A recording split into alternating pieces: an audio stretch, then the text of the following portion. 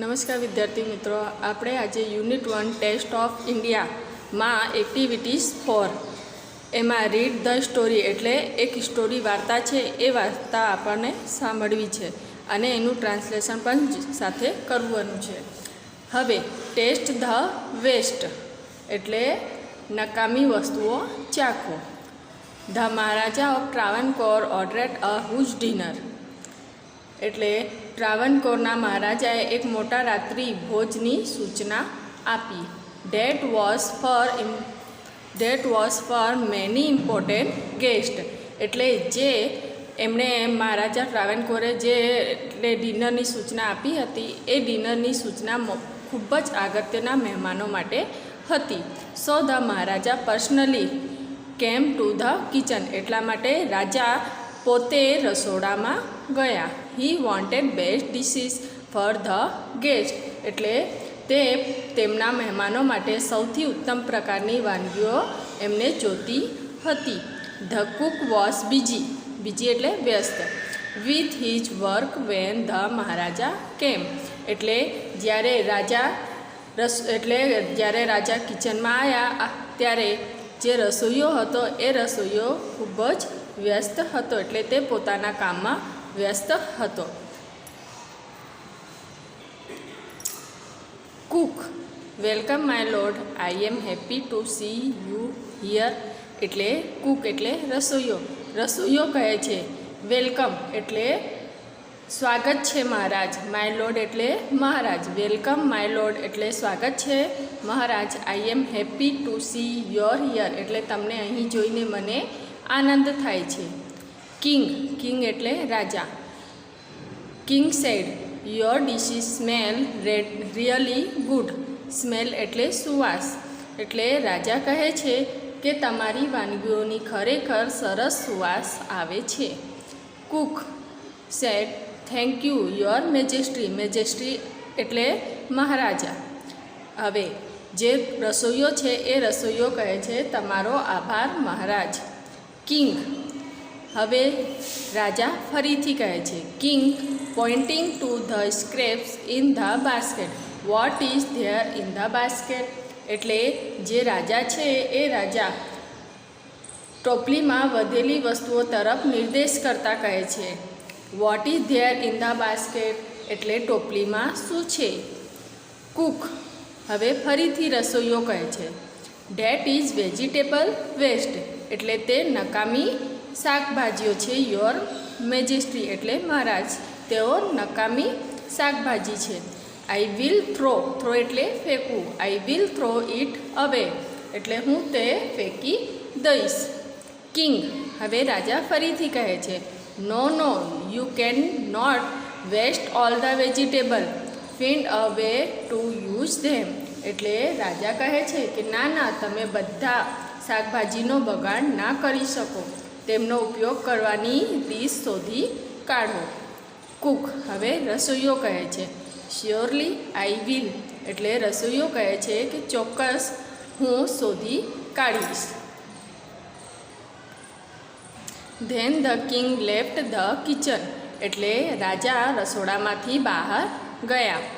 The cook was વોરેડ એટલે ચિંતા કરવી એટલે જે રસોઈયો હતો એ રસોઈયાને હવે ચિંતા થઈ.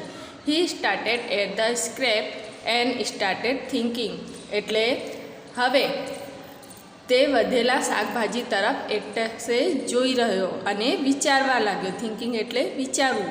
હી હેડ એન આઈડિયા એટલે યુક્તિ એટલે તેને એક યુક્તિ સૂઝી.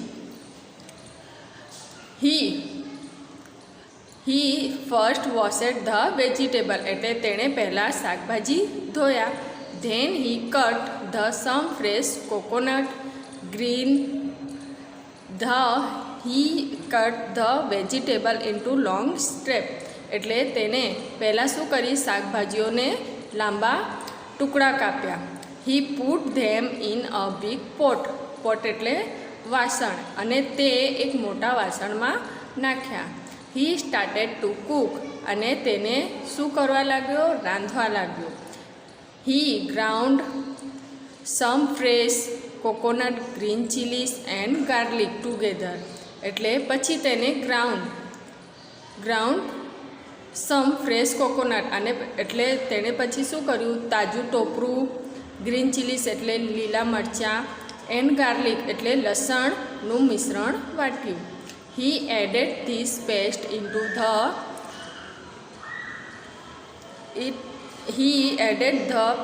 ઇન્ટુ ધ વેજીટેબલ, અને તેણે આ જે મિશ્રણ હતું એ મિશ્રણને શાકભાજીમાં ઉમેર્યું.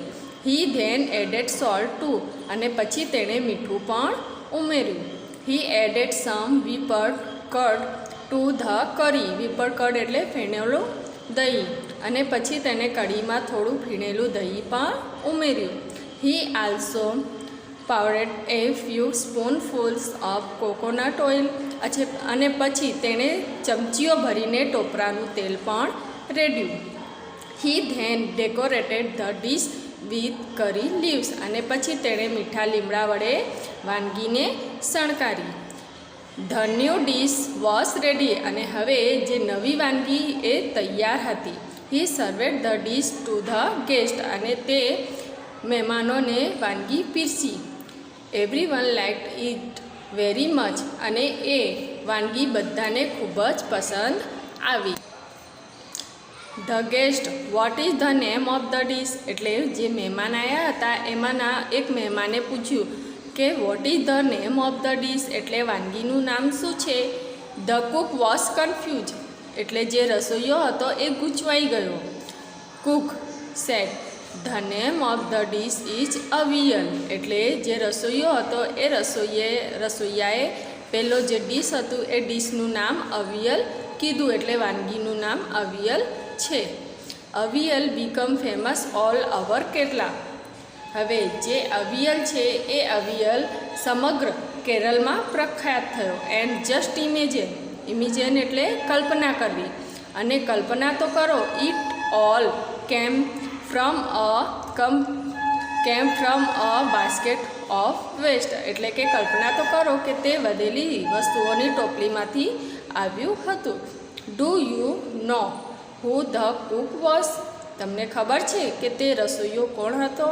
It was Bhim, one of the Pandavas, એટલે કે તે પાંડવોમાંનો એક ભીમ હતો. And the king was king Virat, અને પેલા જે રાજા હતા એટલે જ્યાં ભીમ સંતાયા હતા એ રાજા કોણ હતા, તો રાજાનું નામ વિરાટ હતું. પાંડવાસ વેર હિડિંગ એટલે સંતાવું. Pandavas were hiding in his kingdom એટલે રાજ્ય, એટલે પાંડવો તેમના રાજ્યમાં સંતાયા હતા. Avial is also popular in Tamil Nadu, avial એ તમિલનાડુમાં પણ લોકપ્રિય છે. તો વિદ્યાર્થી મિત્રો, જે મેં આજ તમને આ પાઠ સમજાવ્યું છે યુનિટ 1 સેમિસ્ટર 2માં યુનિટ 1 ટેસ્ટ ઓફ ઇન્ડિયામાં જે આ પાઠ છે ટેસ્ટ ધ વેસ્ટ એટલે નકામી વસ્તુ ચાખો, એ જે સમજાયું છે તમે બરાબર તૈયારી કરી લેજો, અને જે શબ્દાર્થ છે શબ્દાર્થ પણ લખવાનું છે.